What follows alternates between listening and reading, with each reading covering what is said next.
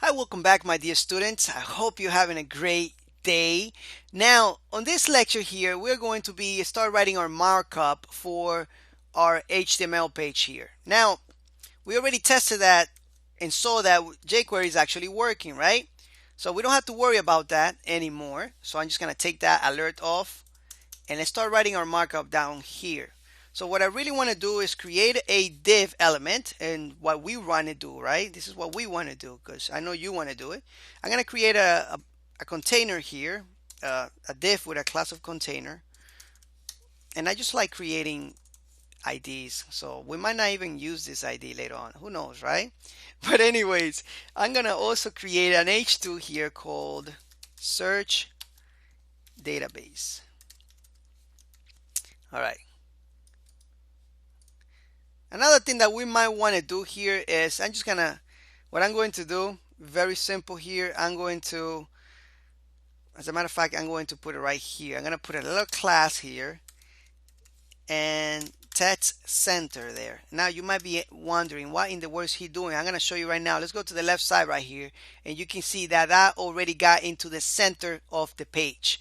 This is using that framework that I told you about, Bootstrap. All right, so if you don't know about it, I got a great course that would teach you that would introduce you to the framework and teach you some tricks. So anyways, now the next thing for us to do is I'm gonna also create another class here just to make this certain size. It says, and it's gonna be 6. That means it's gonna have 6 columns. For those of you that have made grids before, you know how that works. And call XS offset. Just copy everything I'm doing. Like I said, I'm not gonna go into details about this because this is not a Bootstrap course. This is just basically we're just building what we need for our page, right? So if I right click on it and I check it, you can see that that's right there in the center, that box. All right, perfect.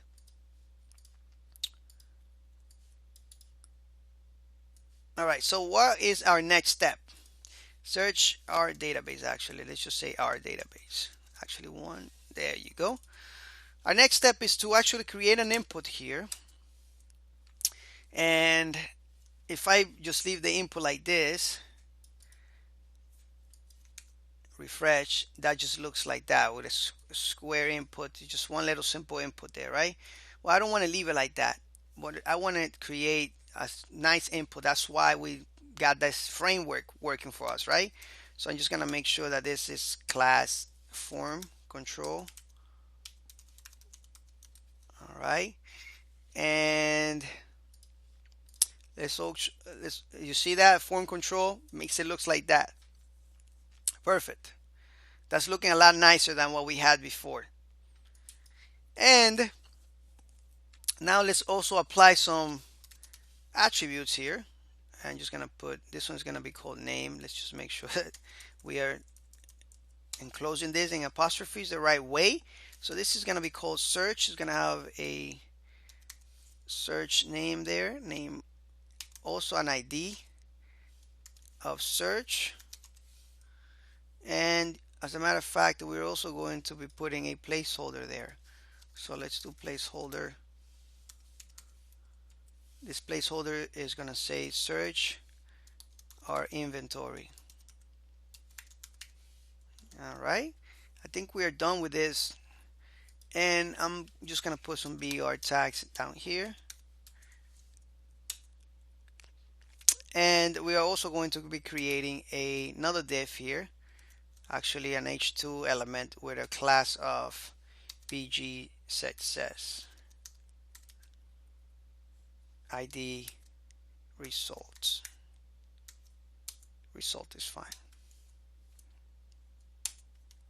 All right. All right, so make sure you copy all this down. See that? All right. So hopefully you got all that. I'm just gonna refresh. And I think our placeholder is not working. Let's just make sure that it is spelled correctly. And there we go. All right, so we have this constructor here. It's looking pretty good in my opinion. It's very simple. You can put a background here if you want, or you can, it depends. If you want to just put this into your website, that's fine. And anyways, I think we are done here. All right, for this lecture here, we don't want to make this too long. So anyways, copy this down, make sure you have it down packed correctly. All right, thank you again for allowing me to teach you this, and I'll see you in the next lecture. Keep it up. Good job.